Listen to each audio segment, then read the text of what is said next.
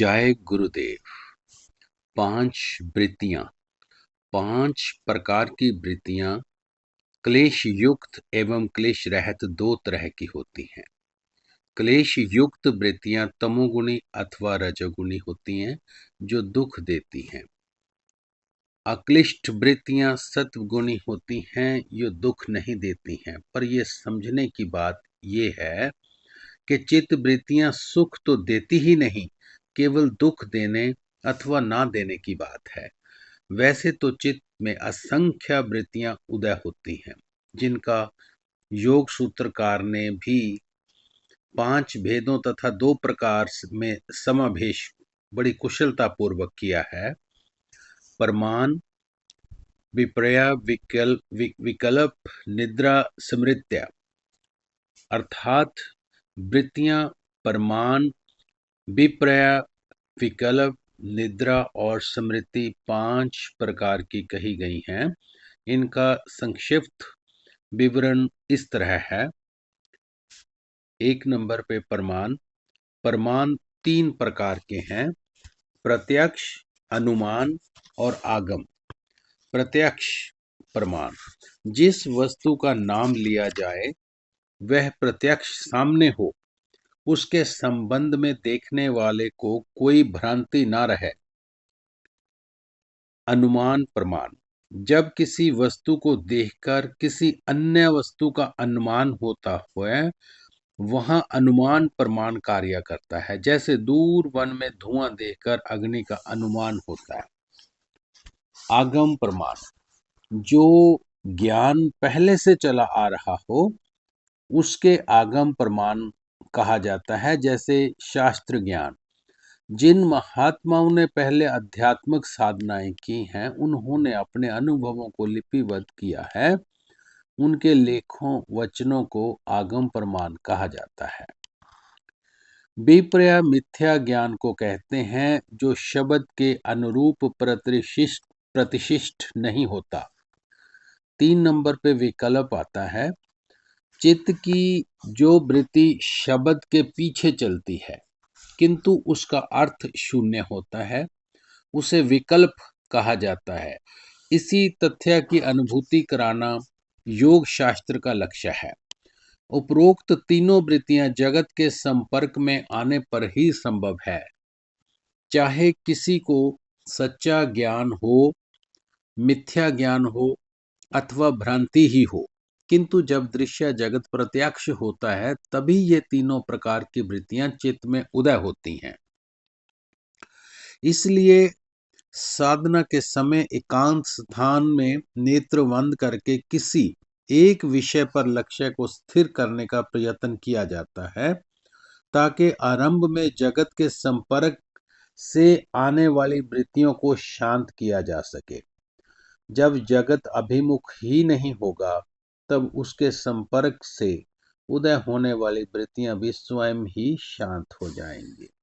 एकांत में बैठकर भी साधक ये अनुभव करता है कि जगत को दृष्टि ओझल कर देने के पश्चात भी वृत्तियां शांत नहीं होती। तब संस्कार उदय होकर चित्त को तरंगित करने लगते हैं। इतना अंतर अवश्य पड़ता है कि बाहरी अनुकूलता के कारण जो वृत्तियां उदय होती थी, वे रुक जाती हैं।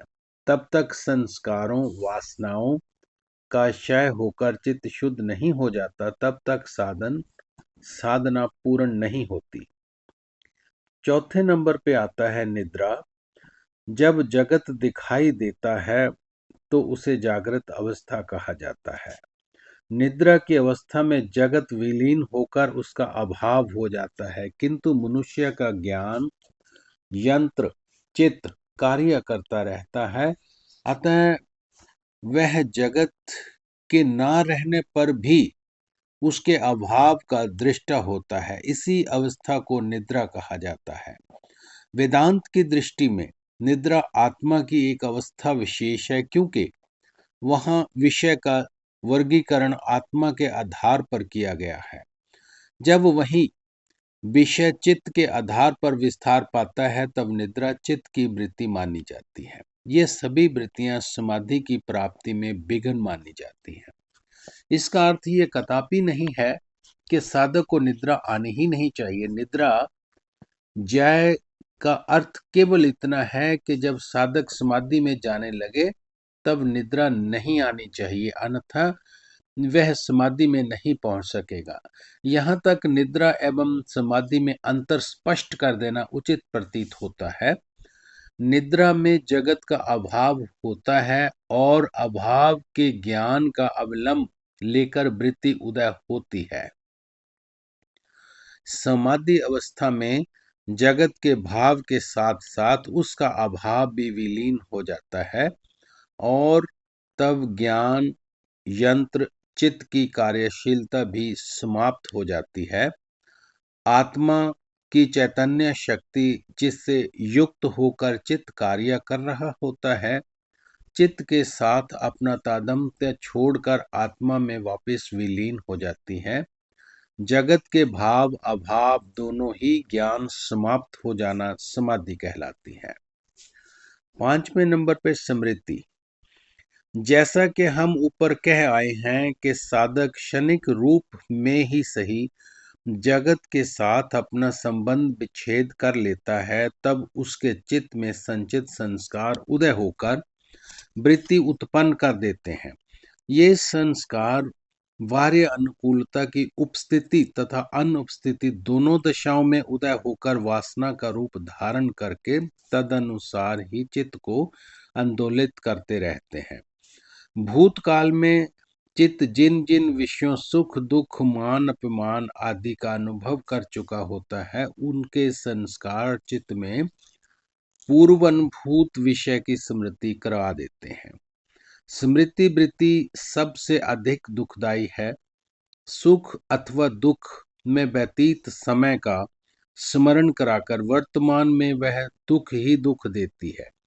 क्षीण होने तक विचारों भावनाओं वासनाओं तथा स्वप्न इत्यादि के रूप में इसके संस्कार चित्त में उन्हेलित करते रहते हैं।